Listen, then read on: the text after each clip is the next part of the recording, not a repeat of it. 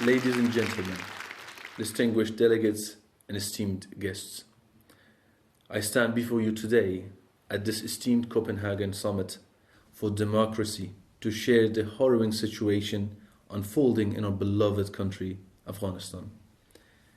The challenges we face are immense, and I am here to call upon the democratic world to join us in our struggle for freedom, human rights, and democracy. Afghanistan, a land of rich cultural heritage and diversity, is being torn apart by the Taliban terrorist organization. Our country, with its unique blend of ethnic minorities, which no ethnic groups constitute a majority in Afghanistan, now faces the horrifying reality of ethnic and gender apartheid. The Taliban, through their exclusionary policies, targeted killings, ethnic cleansing, and ethnocide, aim to obliterate our nation's diversity and impose their extremist ideology upon the people of Afghanistan. The oppression of women in Afghanistan, unfortunately, has reached unprecedented levels. The Taliban are systematically stripping women of their basic and fundamental human rights, preventing them from participating in public life, and condemning them to a life of servitude. They are denied access to education, healthcare, and even to freedom to move outside without a male guardian. This is a grave violation of their dignity and basic rights as human beings, and a direct assault on our society and their values.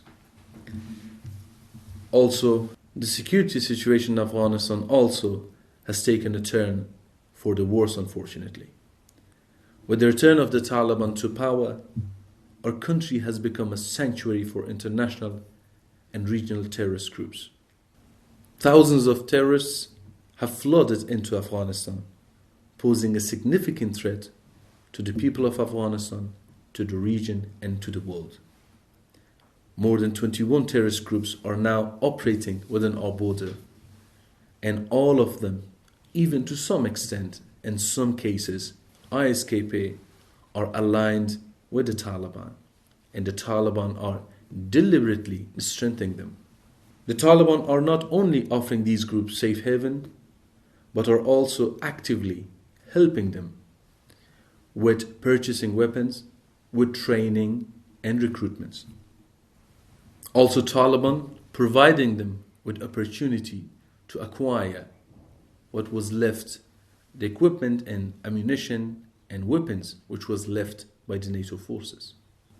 Both Taliban and ISIS are radical extremist groups that pose a grave threat to our values and way of life. The Taliban will never genuinely fight against the terrorism and extremism, as it is the source of their own legitimacy, and it is their legacy. ISIS and the Taliban are two sides of the same coin. To some group which are trying to whitewash the Taliban, I always call upon them to tell me the differences between the Taliban and the ISIS. Their ideology, their tactic, their brutality, and the way of governance is the same. In the face of these daunting challenges, the National Resistance Front stands as the last democratic force within Afghanistan. We are committed to fighting for a democratic, pluralistic society where all citizens can enjoy equal rights regardless of their gender, ethnicity, or religious views. We embrace Afghanistan's diversity, and we are determined to strengthen it by decentralizing power and allowing shared governance among all ethnic groups in Afghanistan. We call upon the democratic world to support the people of Afghanistan in their aspiration for freedom and democracy. Unfortunately, in Afghanistan in the past 2 years, after the collapse of Kabul and the rise of the Taliban, we have been left with no choice but to defend our people, our children, our homeland, and our values.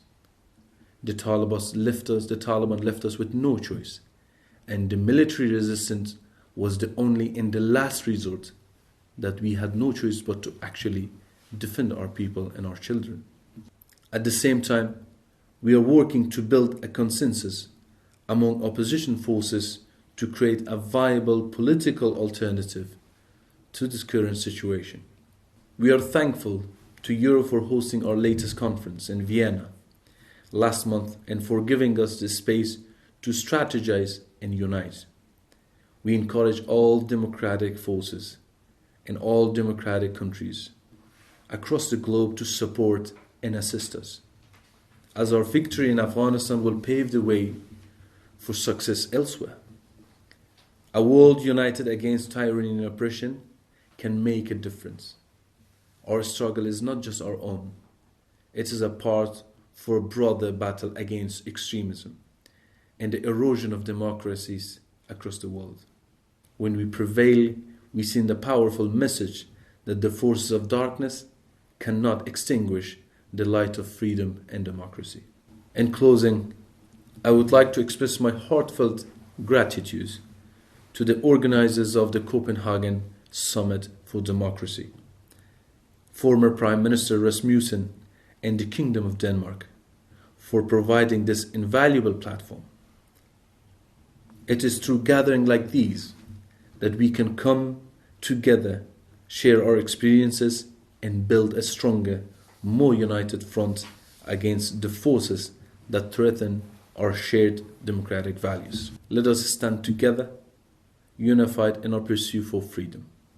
Thank you very much. God bless you all.